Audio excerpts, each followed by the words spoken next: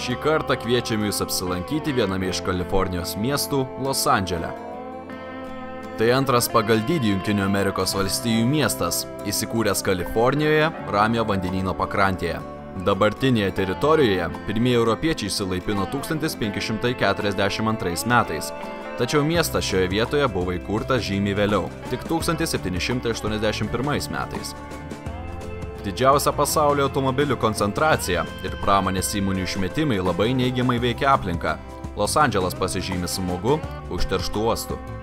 Miestas yra seismiškai aktyvioje zonoje, čia dažni žemės drebėjimai. Nuo 1800 metų Los Andžele buvo 9 žemės drebėjimai, kurių intensyvumas buvo didesnis nei 6 balai pagal Richterio skalę. O dabar pažvelkime, ką būtų galima pamatyti ir nuveikti šiame įspūdingame mieste. Galiu lažintis, kad Los Andžele nerasite tuščių ir ramių gatvių bet kuriuo paros metu. Dažnai neišvengsite spūsčių autostradose. Be aukštųjų dangoraižių šiame mieste gausu paplūdimių, alsuojančių karščių ir pramogomis, baseinų bei žaliuojančių palmių. Studentų džiaugsmui čia ne tik pramogaujama, bet galima siekti aukštojo išsilavinimo universitetuose ar aukštosiuose mokyklose. Kalifornijos valstijoje geriausia mokslo įstaiga yra Kalifornijos universitetas. Ši mokslo įstaiga yra įrengta visose 10 miestų, taip pat ir Los Andžele. Los Andželas turi savo Timeso skverą, teatrų rajoną, kuriame apstu įvairių teatrų. Labiausiai turistų žavi galimybė aplankyti vietovės, kuriuose įsikūrusios Holivudo žvaigždės. Ekskursijas rengia firma Starline Tours. Keliaujama yra atviru autobusu, kuriame vairuotojas atstoja gidą. $30 vaikams ir $40 suaugusiems. Tokia yra šios ekskursijos kaina. Nuo kelionės trukmė yra 2 valandos. Apžiūrėję žvaigždžių rajoną, galėsite pasivaikščioti po Holivudo žvaigždžių alėją. Tai garsusis šaligatvis, kuriame puikuojasi kino, teatro bei kitų garsių žmonių bei atlikėjų vardinės žvaigždės su jų rankų atspaudais. Be šių memuarų čia galima užsukti į gana paprastas suvenyrų parduotuvės ar užkandines.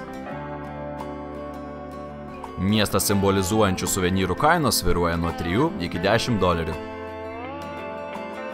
Lyginant su Lietuva, šiame mieste suvenyrai išties nebrangus.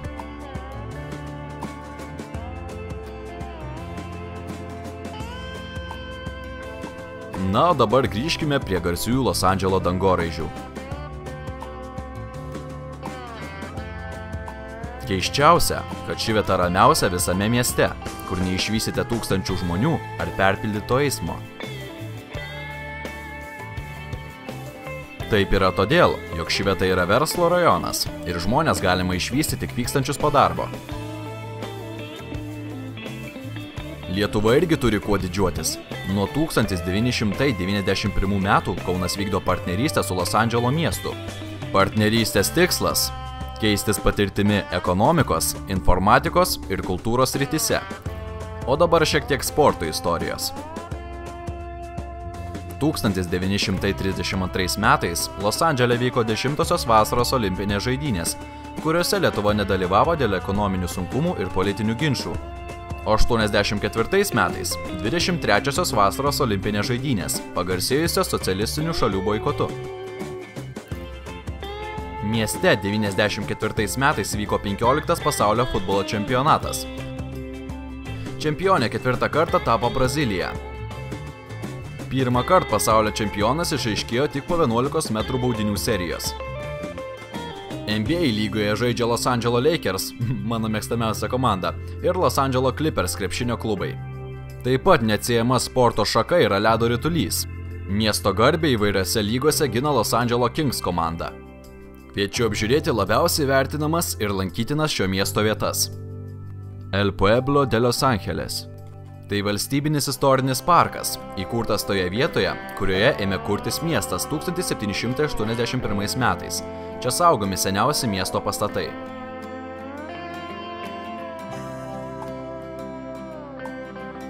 Šiuolaikinio meno muziejus. Jame eksponuojami 20 amžiaus menininkų darbai. Muziejus yra įsteigtas 1979 metais. Šiuolaikinio meno muziejus yra vienintelis muziejus Los Andžele, skirtas, na ir taip aišku, šiuolaikiniam menui. Per nepaprastai trumpą laiką jis išvystė vieną iš didžiausių ir žymiausių kolekcijų. Dabar šiame muziejuje suskaičiuojama daugiau kaip per 5000 darbų. Ėjimas į šį muziejų kainuoja iki $20. Los Andželo gamtos istorijos muziejus. Šiame muziejuje yra saugoma daugiau kaip 35 milijonų eksponatų. Kai kurių eksponatų amžius siekia daugiau kaip 4,5 milijardų metų. Ėjimas į šį muziejų kainuoja iki $12.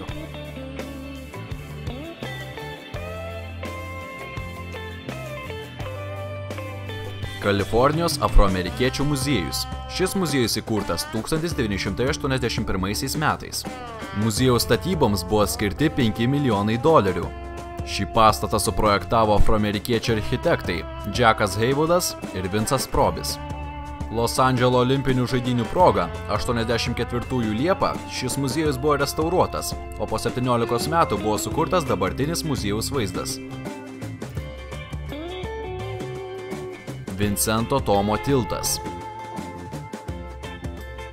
Vincento Tomo tiltas yra 460 metrų ilgio kabantis tiltas, kertantis Los Andželo uostą Kalifornijoje. Tiltas pastatytas 1963 metais ir yra pavadintas Vincento Tomo vardu, kuris gynė statybą nuo tuometinės įstatymų drausmės. Tai yra 4. pagal dydį kabantis tiltas Amerikoje.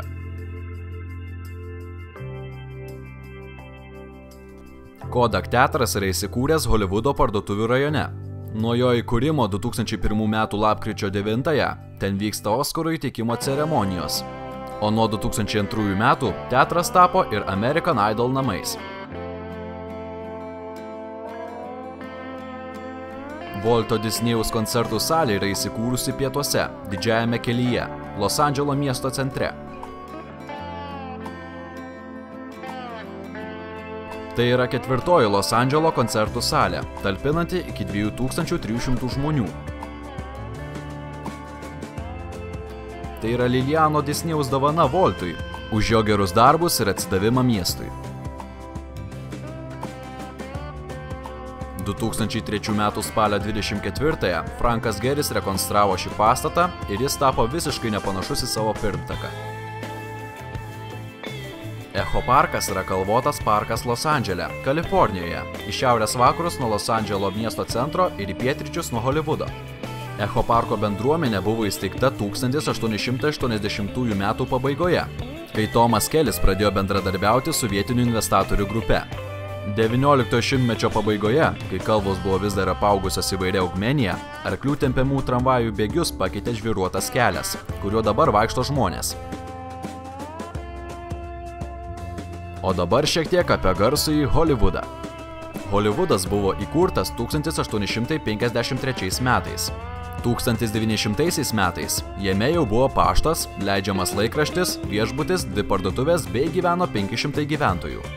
Pirmoji komercinė televizija jame įsikūrė 1944 metais, vasario 22 dieną. Nuo 1950 metų rajone pradėjo keltis muzikos įrašų kompanijos bei kitos įstaigos. 2002 metais daugybė gyventojų ėmė reikalauti, jog Holivudas būtų atskirtas nuo Los Andželo ir taptų nepriklausomų miestu. Jie išsinuomavo apleistą pakelės užkandinę Saulėlydžio bulvare ir pavertė ją kino studiją. 1911 metų spalį studija buvo pavadinta Nestor studijos vardu. Pirmasis pilnametražis meninis filmas 1914 nufilmuotas būtent šioje studijoje buvo The Squab Man. Beverly Hillsas yra prabangus miestas Los Andžele, Kalifornijoje. Jis yra garsus pasaulyje dėl savo prabangios kultūros ir garsių gyventojų. Šiame mieste yra apstu įvairių parduotuvių. O dabar šiek tiek miesto istorijos. 1900-ais Burton Green, Henry Huntington ir kiti investatoriai suformavo naftos kompaniją ir pradėjo naftos verslą. Kadangi tai nepateisino jų lūkesčių ir nepavyko komerciškai eksploatuotis pagal standartus, 1906 metais miestas buvo pervadintas į Beverly Hillsą. Nuo to meto mieste buvo sparčiai vystoma prekyba ir Beverly Hillsas pradėjo augti lyg ant mielių. Universal Studios kino studija. NBC Universal yra viena iš 6 pagrindinių ir viena iš seniausių kino studijų. Šią kino studiją įkūrė Carl Laemmle 1912 metais. Tai yra seniausia kino filmų studija Jungtinėse Amerikos valstijose. Taip pat tai yra 3 studija iš seniausių pasaulyje. Pirmąją vietą užima Gaumont Pictures, o antrąją Paramount Pictures. 2004 m. gegužės 11-ąją kontrolinės kompanijos akcijų paketas buvo parduotas General Electric. Los Andželo zoologijos sodas yra 1966 metais įkurtas didelis zoologijos sodas, esantis Griffito parke Los Andžele, Kalifornijoje, kuriame gyvena apie 1100 gyvūnų iš viso pasaulio. Sodas dirba kiekvieną metų dieną nuo 10 val. Ryto iki 5 val. Vakaro, išskyrus Kalėdas gruodžio 25-ąją. Sodas užima 1,5 kvadratinio kilometro teritoriją, kurioje gyvena daugiau kaip 250 gyvūnų rūšių. Šiuo metu zoologijos sode vyksta statybų darbai. Na, aišku, jeigu šią laidą žiūrėsite žymiai vėliau, tai gali būti ir pasibaigę. Čia šiaip juokais. Na, o 2007 m. lapkritį atsidarė naujas gorilo eksponatas. Po keliarių metų sode turėtų atsirasti naujų beždžionių, dramblių bei įvairių drėgnojo miško gyvūnų. La Brea de Good duobės yra JAV, Kalifornijoje. La Breoje pusiau sukietėjęs asfaltas sunkiasi iš žemės gilumos ir suformuoja de Good duobės. La Brea duburiai vilioja žolėdžius ir mėsėdžius gyvūnus. Čia patekę pakliūna į duburius ir nebeištrūksta. Iki šių dienų šiuose de Good duobėse randama suakmenėjusių seniai išnykusių gyvūnų. Dėl specifinių gamtinių sąlygų La Brea duburiuose išliko 100 000 suakmenėjusių paukščių. Kaip ir Niujorke, galime apsilankyti kinų kvartale, kur sutiksite daugybę kinų. Griffito observatorija, stovinti Los Andžele, Kalifornijoje, yra įsikūrusi ant pietinio Holivudo kalvos šlaito esančiame Griffito parke, nuo kurio atsiveria vaizdas į Los Andželo pietryčiuose, Holivudo pietuose bei Ramųjį vandenyną pietvakariuose. Observatorija yra plačiai lankoma turistų, kadangi joje gausu su kosmosu ir mokslu susijusių eksponatų. Žemė, kurioje šiandien stovi observatorija, 1896 metais Los Andželo miestui padovanojo Griffith J. Griffith. Jis taip pat paaukojo lėšas pačios observatorijos parodų salės bei planetariumo statyboms, kurios prasidėjo 1933 m. birželio 20 d. Pastatą suprojektavo architektas Jonas C. Austinas, pasiremdamas preliminariais Russelo W. Porterio brėžiniais. Observatorija buvo atidaryta 35 metų gegužės 14 dieną. Per pirmasias 5 darbo dienas ją aplankė 13 000 žmonių. 2002 metais observatorija buvo uždaryta renovacijai. 2006 metų lapkričio 3 dieną ji vėl buvo atidaryta. Ramiojo vandenyno akvariumas yra 20 000 kvadratinių metrų akvariumas Long Beach'e, Kalifornijoje, Jungtinėse valstijose.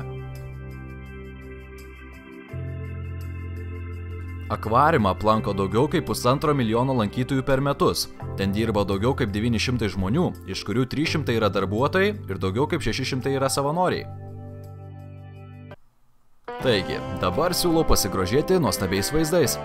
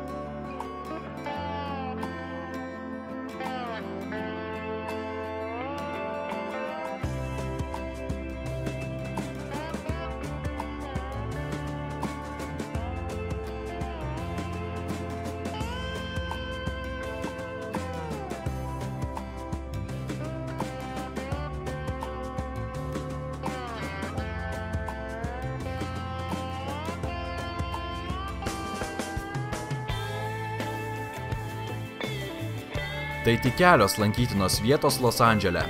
Tad jei tikrai norite apsilankyti šiame įspūdingame JAV didmiestyje, skirkite keletą dienų savo atostogų ir tikrai nenusivilsite. Gerbiami laidos žiūrovai, kadangi turima įranga neleidžia dirbti aukščiausiame lygyje, reikalinga jūsų parama. Jeigu laida jums patiko, būtų labai puiku, jog paremtumėte šį projektą jums priimtina suma. Paremti galite PayPal sistemoje arba bankiniu pervedimu. Dėl paramos kreipkitės paštu laida.keliaukime@gmail.com. Rėmėjų vardai užims garbingą vietą pabaigos titruose. Taip pat teikiame ir reklamos paslaugas. Galime patalpinti jūsų norimą medžiagą vaizdo įraše. Dėl reklamos kreiptis tuo pačiu adresu laida.keliaukime@gmail.com. Laidai garsino Daumantas Bagdonavičius.